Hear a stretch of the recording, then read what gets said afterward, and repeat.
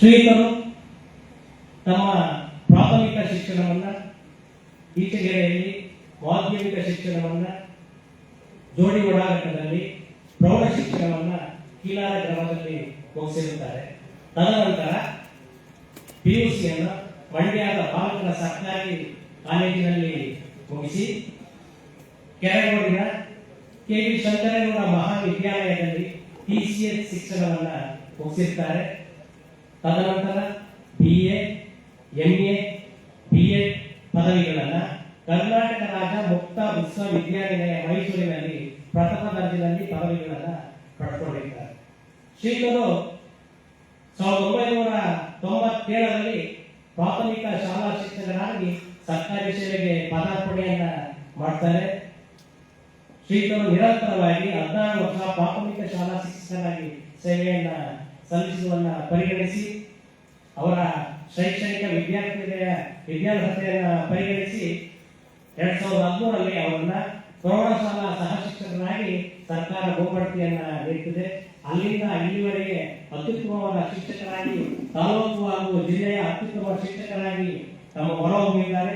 ಜೊತೆಗೆ ತಮ್ಮ ಅವಧಿಯಲ್ಲಿ ಮಕ್ಕಳಿಗೆ ಉತ್ತಮವಾದ ಶಿಕ್ಷಣವನ್ನ ಮತ್ತು ತಾವಿರುವ ಶಾಲೆಯ ಪರಿಸರವನ್ನ ಅತ್ಯಂತ ಅಭಿವೃದ್ಧಿಗೊಳಿಸುವ ಚಿಂತನೆಯನ್ನ ಮಾಡಿಕೊಂಡು ನಿರಂತರವಾಗಿ ತನ್ನ ಸಮಾನ ಮನಸ್ಕ ಗೆಳೆಯರ ದಾನಿಗಳ ಸಹಕಾರದಿಂದ ಆರ್ಥಿಕವಾಗಿ ಗೊಂದಲದಲ್ಲಿ ಇರ್ತಕ್ಕಂಥ ವಿದ್ಯಾರ್ಥಿಗಳನ್ನ ಗುರುತಿಸಿ ಅವರಿಗೆ ಆರ್ಥಿಕ ಧನ ಸಹಾಯ ಮಾಡುವುದು, ಶಿಕ್ಷಣದ ಪರಿಕರಗಳ ಕಿಟ್ಗಳನ್ನು ವಿತರಿಸುವಂತಹ ಕೆಲಸವನ್ನ ನಿರಂತರವಾಗಿ ಅವರು ಮಾಡಿಕೊಂಡೇ ಬಂದಿದ್ದಾರೆ.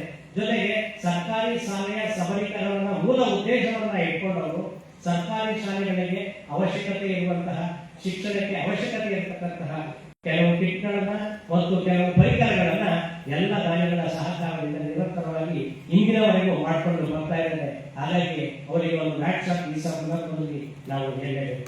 ಬಂಧುಗಳೇ, ಶ್ರೀಕರು ಶಿಕ್ಷಣ ಜೊತೆಗೆ ಸಾಮಾಜಿಕ ಕಳಕಳಿಯನ್ನ ಉಳ್ಳವರು, ಹಲವಾರು ಸಂಘ ಸಂಸ್ಥೆಗಳ ಜೊತೆ ಒಡನಾಟವನ್ನ ಇಟ್ಕೊಂಡು ಪ್ರಾಥಮಿಕ ಶಾಲಾ ಶಿಕ್ಷಕರ ಸಂಘದ ಪದಾಧಿಕಾರಿ, ಸರ್ಕಾರಿ ನೌಕರರ ಸಂಘದ ಸಂಘಟನೆಯಲ್ಲಿ ಜಿಲ್ಲೆ, ತಾಲೂಕು, ರಾಜ್ಯ ಮಟ್ಟದ ಪದಾಧಿಕಾರಿಗಳಾಗಿ ಸೇವೆಯನ್ನ ಅವರು ನಿರಂತರವಾಗಿ ಸಲ್ಲಿಸಿಕೊಂಡು ಬರ್ತಾನೆ ಇದ್ದಾರೆ.